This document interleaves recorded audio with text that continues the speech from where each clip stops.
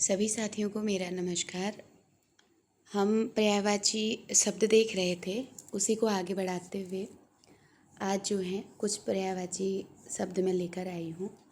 यहाँ पर्यायवाची आपने अगर हरदेव बाहरी जी की बुक देखी होगी तो लगभग 2-2.5 हज़ार से ऊपर वहाँ पे पर्यायवाची दिए हुए हैं। लेकिन कुछ पर्यायवाची ऐसे हैं कि जो एकदम से समझ में आ जाते हैं, जिसको आप आसानी से निकाल लेते हैं। लेकिन कुछ पर्यायवाची शब्द ऐसे हैं जिसमें हम लोग गलत करने की लगभग उसमें संभावना रहती है, क्योंकि अर्थ ऐसे लगता है कि कुछ और होगा, तो जिस वजह से पर्यायवाची वहाँ पे गलत हो जाता है। तो मैंने उन 2-2.5 हज़ार जो पर्यायवाची शब्द वहाँ दिए हैं, उनमें से खास चुने हुए जो लगता है कि ये गलत हो सकते हैं, उन पर्यायवाची को मैं यहाँ पे लेके आई हूँ। तो उम्मीद करती हूँ कि आप लोगों को ये पसंद आएगा, और ख़ासकर ये एक छोटा ट्रिक हो जाएगा कि सबका निचोड़ जो एकदम कठिन है वो कम से कम आपको 200-400 पर्यायवाची में देखने को मिल जाएंगे। तो आइए देखते हैं पर्यायवाची शब्द हरदेव बाहरी जी से। इसमें देखिए, पहला है अयूत। अयूत का मतलब होता है अनुचित। अगर अयूत किसका पर्यायवाची है, वहाँ पे अगर आपने एक अयुतम शब्द पढ़ा होगा संस्कृत में, है ना, जो संख्या के लिए आता है, तो यहाँ पे वो अयुतम नहीं है। पहली बात ध्यान दीजिएगा, अयुतम की बात नहीं हो रही है, वो अयुतम शब्द है और ये है अयुत। अयुत का मतलब होता है अनुचित। तो ये चीज़ आपको यहाँ पे कंठस्थ करनी है। जो आपने उधर देखा होगा, अगर आपने अयुतम शब्द देखा होगा, ये संस्कृत में आपके संख्याओं के लिए आता है ना, अयुतम, बस माँ हलंत रहता है और इसका मतलब क्या होता है, 10,000 होता है ना, आपने पढ़ा होगा संख्या में, तो वहाँ पे 10,000 होता है। अब यहाँ अगर इन्होंने यहाँ पे दे दिया कि अयुत का मतलब क्या होता है, तो और ऑप्शन में अगर 10,000 हो, तो बहुत से विद्यार्थी यहाँ कन्फ्यूजन हो सकता है कि अयुत का मतलब हमने 10,000 पढ़ा था। यहाँ पे अयुत का मतलब 10,000 ना हो के अनुचित है, ठीक है। आपको अयुत में जब तक हलंत लग के नहीं आएगा अयुतम, तब तक आप उसको संख्या में मत ले जाइएगा, ठीक। अब आगे देखेंगे, अयुत का मतलब होता है अनुचित। अयुत मतलब अनुचित। बेजा, बेजा का मतलब भी क्या होता है, अनुचित। दोनों शब्द कहते हैं बेजा, यह काम बेजा है, मतलब अनुचित है। इसके बाद है गैर वाजिब। गैर वाजिब का मतलब भी होता है काम वाजिब नहीं है ना, गैर वाजिब मतलब जो काम वाजिब नहीं हो, यानी कि अनुचित है। गैर माकूल, तो इस गैर शब्द से कहते हैं ना, गैर काम नहीं है, ये गैर कानूनी है ना, तो कानून में गैर शब्द लग गया, यानी कि वो अनुचित है, कानून के विरुद्ध है, यानी कि अनुचित है, ठीक। तो ये गैर गैर से आप समझ लीजिए कि वाजिब मतलब तो अच्छा होता है ना, और गैर माकूल कह रहे हैं तो मतलब गैर है। अनुकूल माकूल से, माकूल का मतलब क्या होता है, उचित ना, तो माकूल में गैर लग गया तो यानी कि अनुचित है। वाजिब का मतलब क्या होता है कि ये काम अच्छा है, वाजिब है, लेकिन गैर लगा देंगे तो ये गैर वाजिब है, तो यानी कि अनुचित है। बेजा आपको ध्यान रखना है कि बेजा का मतलब अनुचित होता है। अयुत आपको ध्यान रखना है क्योंकि ये संख्या के साथ डाउट कराएगा, ठीक। तो अयुत का मतलब होता है अनुचित। तो 4 शब्द हमने अनुचित के लिए पढ़े। अयुत मतलब अनुचित, बेजा मतलब अनुचित, गैर वाजिब मतलब अनुचित, और गैर माकूल मतलब अनुचित। अब है अभाव। देखिए, हम कहते हैं कि इस चीज़ का अभाव है, तो यहाँ अभाव का मतलब हम अनुपस्थिति से ले, जैसे कहते हैं क्लास में बच्चे अनुपस्थित हैं, है ना, छात्रों का आज अभाव है, क्लास में आए नहीं है, अनुपस्थित है। कमी, कमी मतलब अनुपस्थित है, कहते हैं ना आज पेरेंट्स वहाँ घूमने गए, उनकी कमी खल रही है, तो कमी मतलब भी क्या होती है, अनुपस्थिति होती है। अब किस संदर्भ में आएगा वो चीज़ अलग है। हम कमी कहते हैं ना, चीज़ों की कमी हो गई है, मात्रा को लेके भी हम कह सकते हैं, लेकिन शब्द को समझिएगा कि कमी और अभाव अनुपस्थित में कम लग रहे हैं, है ना। हम कहते हैं आज उस चीज़ का अभाव है, यानी कि वो चीज़ अनुपस्थित है। आज कमी है ना, जैसे माँ बाप घूमने गए हैं कहीं भी, माता जी पिताजी, तो हम कह रहे हैं कि आज घर में उनकी कमी खल रही है, तो यहाँ कमी का मतलब अनुपस्थिति से है। 2 आपके अनुपस्थिति में हो गए। अगला देखिए, उल्था और तजुर्मा। उल्था और तजुर्मा अनुवाद के लिए होता है, कहते हैं ना तजुर्मा पढ़ लिया गया, सुना होगा। उल्था पढ़ा गया है। तो उल्था मतलब अनुवाद पढ़ा गया है और तजुर्मा मतलब अनुवाद पढ़ा गया। दोनों मोस्ट इम्पोर्टेंट हैं। ये थोड़ा सा हमारी मेमोरी में रहेंगे नहीं कि उल्था का मतलब क्या होता है या तजुर्मा का मतलब क्या होता है। तो ध्यान रखना है, तजुर्मा मतलब भी अनुवाद होता है और उल्था का मतलब भी क्या होता है, उल्था मतलब अनुवाद होता है। ठीक, अब देखिए नित्य और सनातन है। कहते हैं ना हम सनातनी हैं, हमको सनातन धर्म को आगे बढ़ाना है, यानी कि जो शुरू से चला हुआ है उसको हमको अमर रखना है। तो सनातन का अर्थ सबने सुना है कि सनातन है, सनातन का बोलबाला है, सनातन धर्म आगे बढ़ना चाहिए। तो सनातन का तो चर्चा करते हैं, सनातन का मतलब क्या होता है, उसका पर्याय क्या है, यानी कि अमर है ना। और नित्य, नित्य कहते हैं नित्य, हमारा ये काम नित्य होना चाहिए मतलब अमर। तो नित्य, अमर और सनातन मतलब अमर। तो नित्य और सनातन दोनों का अर्थ या पर्याय क्या हो जाएगा, अमर हो जाएगा। अब है चमत्कार। और चमत्कार देखिए कहीं से भी लग रहा है कि इसका मतलब सजावट होता होगा। तो कहते हैं ना आज तो बड़ा चमत्कार हो गया। एक एक ऐसा शब्द है जो सजावट के लिए भी आता है ना। आपका घर हमेशा अस्त व्यस्त रहता है और आज सजा सवरा है, सजावट किया गया है, तो जल्दी से कोई आया तो बोलता है ना अरे आज तो बड़ा चमत्कार हो गया, यानी कि सारा सेटिंग है, सब कुछ अच्छा तरीके से रख दिया गया है। तो यानी कि चमत्कार का मतलब सजावट से भी होता है। अलहदा, अलहदा, अलहदा का मतलब होता है अलग। अब इसमें अल से पकड़ लीजिए, अल के बाद हदा है तो अल में ग लगा दीजिए, इसका मतलब अलग। ठीक है, अलहदा, हदा मतलब ग कर दीजिएगा और अल इसमें आपके आया हुआ है तो अलहदा का मतलब अलग। तो ये भी जल्दी से आने वाला शब्द नहीं है कि अलहदा का मतलब क्या होता है, इसका पर्याय क्या होगा। तो अलहदा का मतलब पर्याय हो जाएगा अलग। भिन्न, आपको ये कहते हैं ना ये भिन्न भिन्न चीज़ें हैं, अलग अलग चीज़ें हैं, ये समझ में आ जाएगा। और न्यारा, न्यारा का मतलब है अलग, मतलब कहते हैं ना अरे वो उसको देखो ना वो सब में न्यारा लग रहा है, मतलब सब में अलग लग रहा है। एक सेंटेंस क्रिएट में किस तरह से शब्द का प्रयोग होगा और किस तरह से वो पर्याय बनेगा, ये चीज़ हमको समझनी है। ठीक, अलहदा बिल्कुल डिफरेंट शब्द है। अलहदा जो क्या कह रहे हैं, अलग कर रहा है। इसमें आप अलहदा को ध्यान में रखिएगा, अल शब्द में ग लगा देंगे तो ये अलग हो जाएगा। ठीक, अब भिन्न तो आपको समझ में आ रहा होगा, कहेंगे अरे आज भिन्न भिन्न प्रकार के व्यंजन बने हुए हैं। आपने उस सेंटेंस में क्रिएट किया कि अलग अलग प्रकार के भिन्न भिन्न व्यंजन बने हुए हैं, यानी कि अलग अलग प्रकार से, तो अलग अलग इसका पर्याय हो गया भिन्न भिन्न का। अब न्यारा, आप सोचिए न्यारा मतलब तो अच्छा होता है ना, लेकिन आप सोचो कि कैसे इसको अलग कहा गया है। अब कह रहे हैं ना 8-10 बच्चे खड़े हैं तो हमने बोला अरे देखो ना 5-10 बच्चों में वो एकदम न्यारा लग रहा है, यानी कि उसने उस और बच्चों के साथ उसको अलग कर दिया, वो न्यारा लग रहा है, सब में अच्छा लग रहा है, यानी कि सबसे अलग है। तो इसलिए न्यारा का अर्थ क्या हो गया, अलग हो गया। अब है वी लग। वी लग मतलब सबसे अलग है ना, जैसे अ या अनु या वी ऐसे जब उपसर्ग का प्रयोग करते हैं। वी लग मतलब सब में क्या लग रहा है, वी मतलब अलग लग रहा है। ठीक है, तो हमने क्या पढ़े, 4 शब्द अलहदा, भिन्न, न्यारा और विलग, इनके पर्याय क्या पढ़े हैं कि ये सब अलग के लिए हैं। ठीक है, अब आगे देखेंगे अलबेला, है ना, अलबेला और बांका, ये दो को ध्यान रखेंगे, अलबेला और बांका। कहते हैं अरे बड़े वो तो बड़ा अलबेला है, रंगीला है, मतलब चुलबुला है ना, बड़ा चटपटा है। तो रंगीला है ना, जो चुलबुला टाइप का व्यक्ति होता है उसको कहा जाता है अलबेला है। कहते हैं ना अलबेला, बड़ा अलबेला है, बड़ा चुलबुला टाइप का है ना। बांका हो गया, बांका का ध्यान रखना, कभी कभी बांका हम टेढ़े के ले लेते हैं, लेकिन यहाँ बांका का मतलब ऐसा होता है कि थोड़े चतुरता वाला सुर। आपने बांके बिहारी सुना होगा, कृष्ण को भी कहा जाता है ना। तो बांका शब्द का मतलब भी रंगीला होता है या चुलबुला होता है।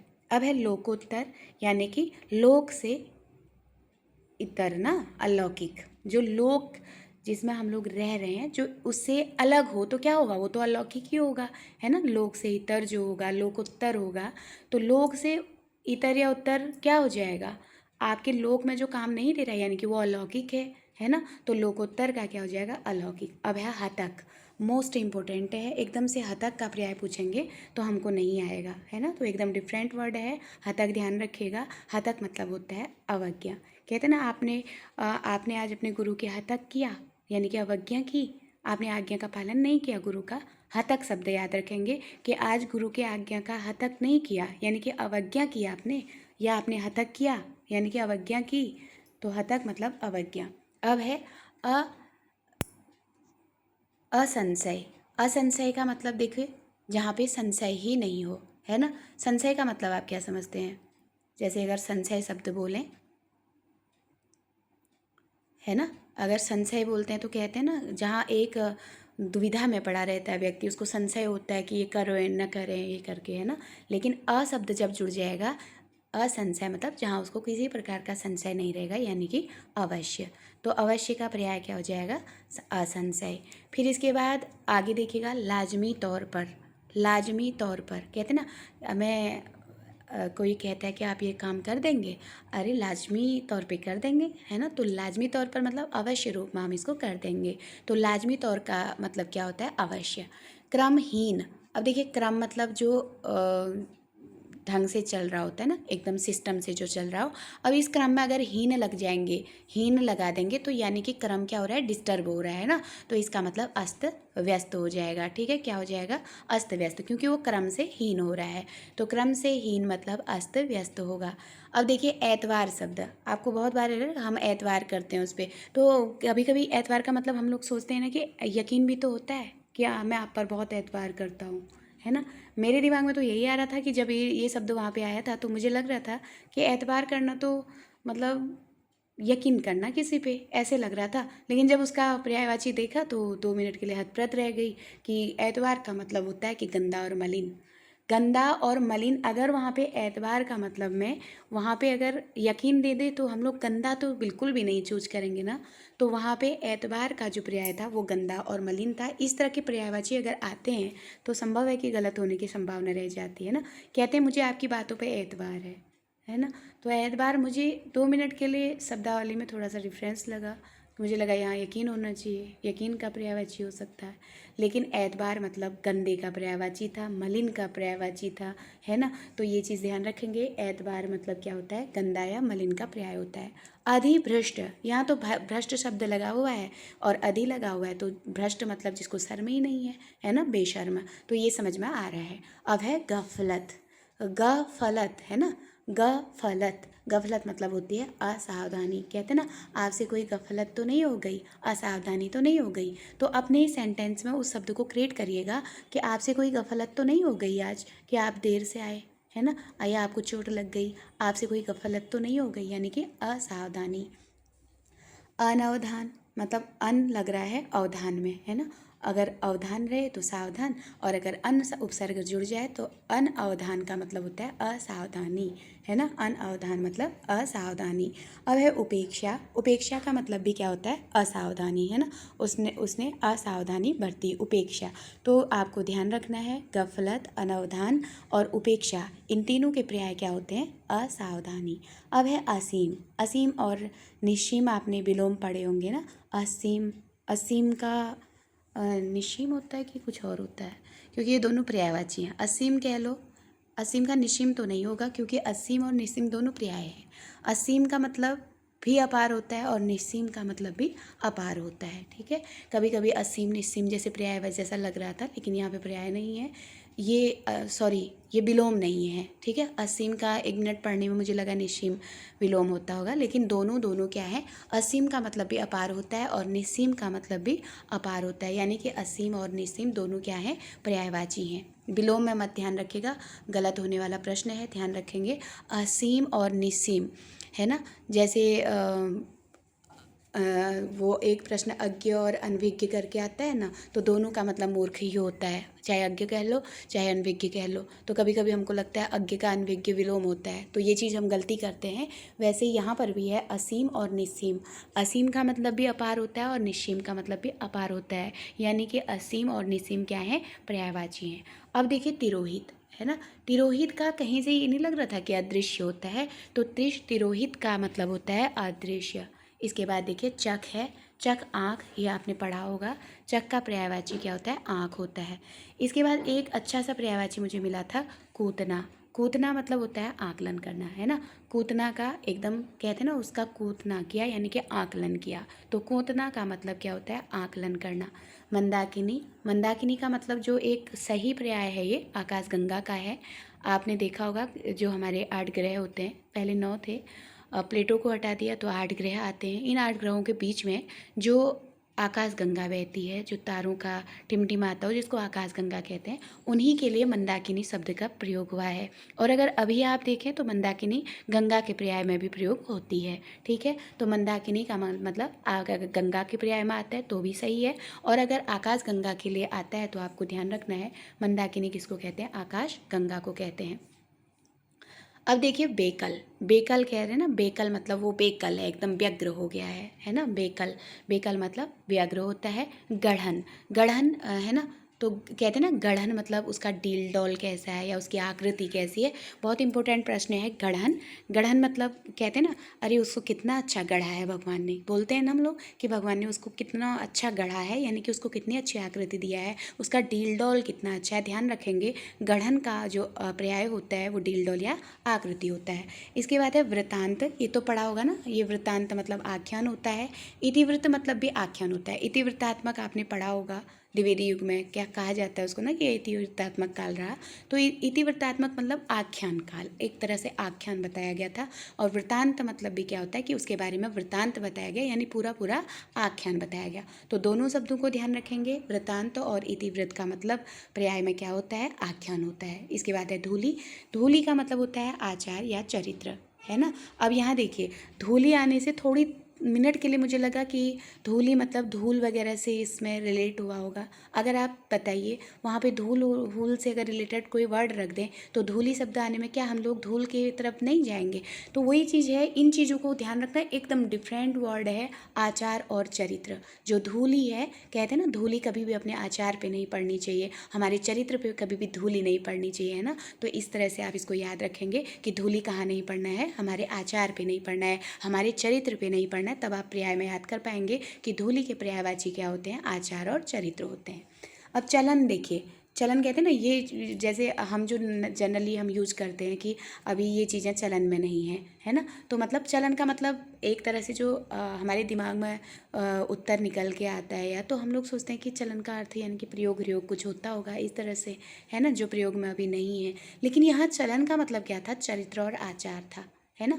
उसका कहते हैं ना उसका चाल चलन अच्छा नहीं है ना। तो अब यहाँ पे चाल के साथ चलन कहो तो तब दिमाग में आ रहा है कि हाँ, चलन का मतलब तो होता है चरित्र, यानी कि उसका आचार उसका चरित्र अच्छा नहीं है, बोलते हैं ना अरे उसका चाल चलन अच्छा नहीं है। तो एक तरह से अगर बोलो ये चलन में नहीं है, तब तो आपके दिमाग में आएगा कि ये चीज़ प्रयोग में नहीं है, शायद इसके लिए होगा।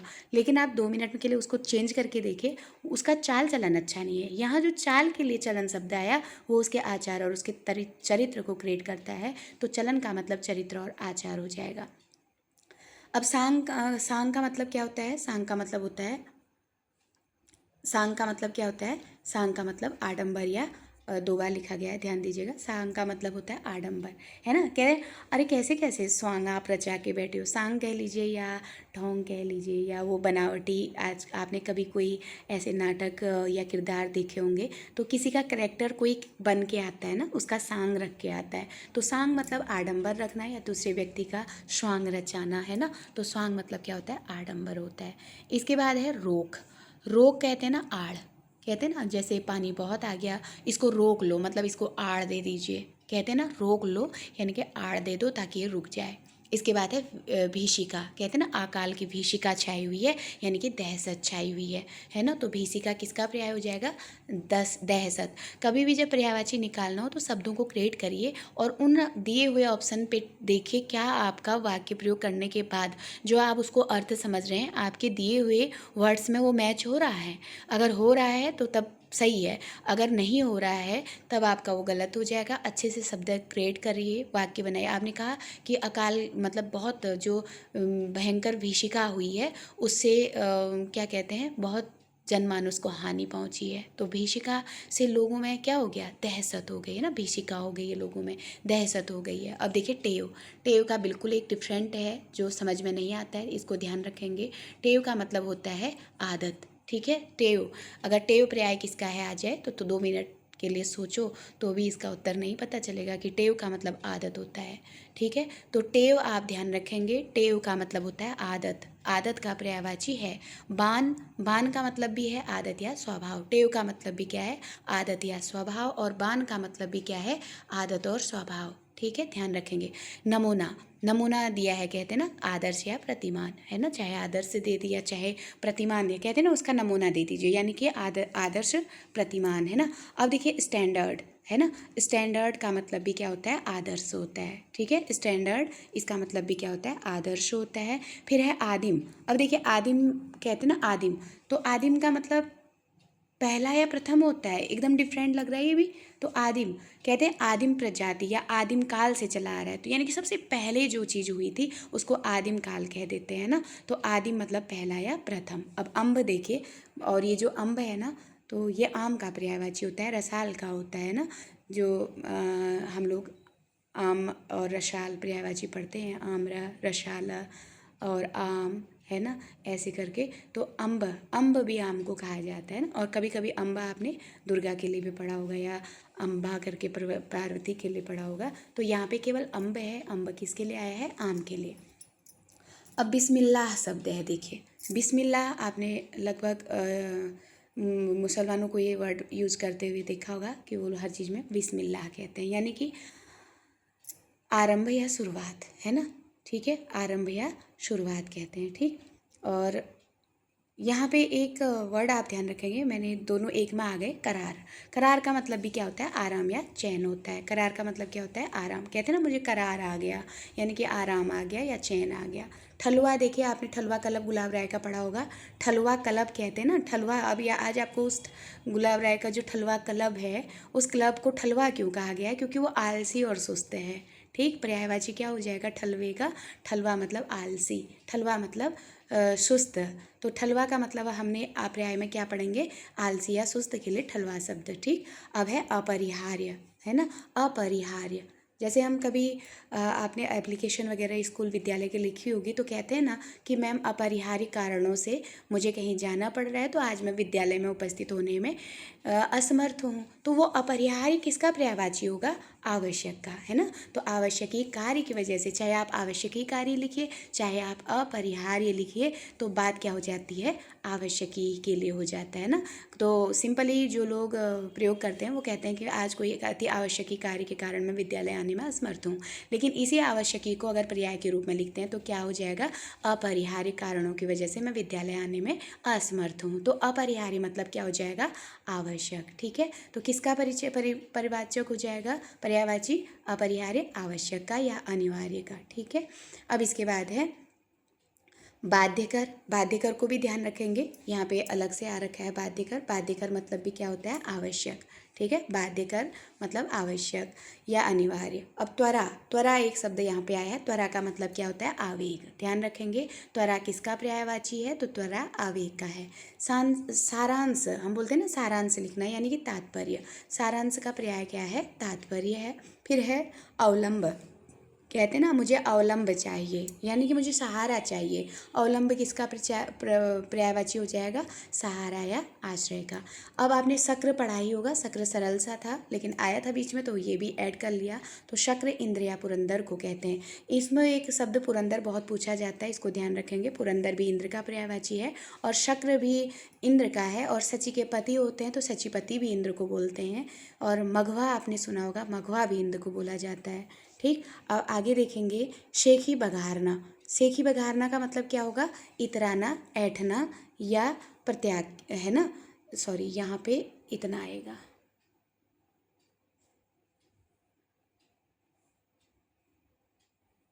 ठीक है।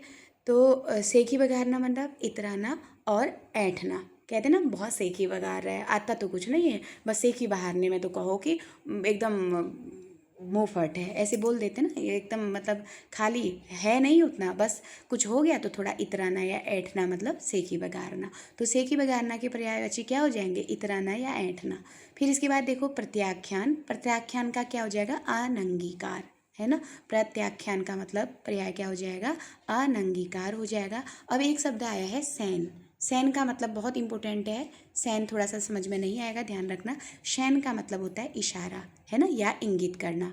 अगर हम कहेंगे हम सैन कर रहे हैं, मतलब उस ओर सैन कर दीजिए, यानी इशारा कर दीजिए या इंगित कर दीजिए, है ना। अब देखिए इष्ट, कहते हैं ना ये मेरी इष्ट अभिलाषा है, ये मेरी मतलब काम्या है या इच्छित है, इष्ट अभिलाषा है ना, इष्ट मतलब हमारी इच्छा या कामना, तो इष्ट मतलब काम्य या इच्छा होगा। अभिप्रेत, अभिप्रेत का मतलब भी क्या होता है, वांछनीय या काम्य, है ना। तो अभिप्रेत का मतलब भी ध्यान रखेंगे, अभिप्रेत मतलब भी क्या होता है, अभिप्रेत का मतलब भी वांछनीय होता है या काम्य होता है, जो हमारी इच्छा होती है, कहते हैं ना अभिप्रेत मतलब अंदर से प्रेरित, इच्छित, है ना, वांछनीय। अभीष्ट का मतलब भी क्या होता है, ये अभीष्ट चीज़ है, अभीष्ट है मतलब वांछनीय है या काम्य है, ठीक है। अब है सदा सहिता, सदा सहिता का इम्पोर्टेंट है ईमानदारी। सत धन आशयता, सत के लिए जो आशय है वो क्या हो जाएगा, ईमानदारी हो जाएगा ना। सदा असहता को तोड़ दीजिएगा, सत धन असहता आएगा ना, तो सत के लिए जो असह्य है वो क्या हो जाएगा, ईमानदारी हो जाएगा। अब दयानत दरी, ये तो एकदम इम्पोर्टेंट लग रहा है, दयानत दरी लग नहीं रहा ना ईमानदारी के लिए होगा, लेकिन दया शब्द से आप ध्यान रखेंगे, जिसके अंदर दया होगी वही ईमानदार होगा। तो दयानत दरी का जो पर्याय होता है वो क्या होता है, ईमानदार होता है। तो इस तरह से हमने कुछ शब्दों के पर्याय यहाँ पे देखे, लगभग 2000 के करीब आप देखेंगे हरदेवारी में दिए गए वर्ड हैं। तो सारे मैंने उनको जब पढ़ा तो मुझे लगा कि ये चीज़ में हम गलती कर सकते हैं, एकदम छाँटे हुए हैं, हज़ारों 2000 के आप ना भी पढ़ेंगे तो इतना समझ में आ रहा था कि उनको आप अच्छे से निकाल ले जाएंगे। लेकिन इन पर्यायवाची को आप ज़रूर देखिएगा, इनमें से कोई भी एक आध आ जाए तो एक दो प्रश्न आपके यहाँ से सही होने की संभावना बढ़ जाती है। तो इसी तरह अगले पर्यायवाचियों के साथ मैं फिर से आऊँगी, कम से कम 20 25 50 पर्यायवाची फिर से लेके आऊँगी। तो इनको ध्यान दीजिएगा, एक दो बार सुनिएगा, जो भी आएगा जिस हिसाब से एग्जामिनर बनाते हैं पर्यायवाची, तो इन्हीं में से लगभग वो थोड़ा सा जटिल तो होता है, जो हमारी समझ से बाहर रहता है। अगर इनको एक बार पढ़ लेंगे, समझ लेंगे, तो यहाँ से आपके एक दो प्रश्न सही होने की संभावना बन जाती है। तो बहुत बहुत धन्यवाद, आभार आप लोगों का जुड़ने के लिए। ऐसे ही आगे के पर्यायवाची क्लास के लिए फिर मिलते हैं। बहुत बहुत धन्यवाद, आभार।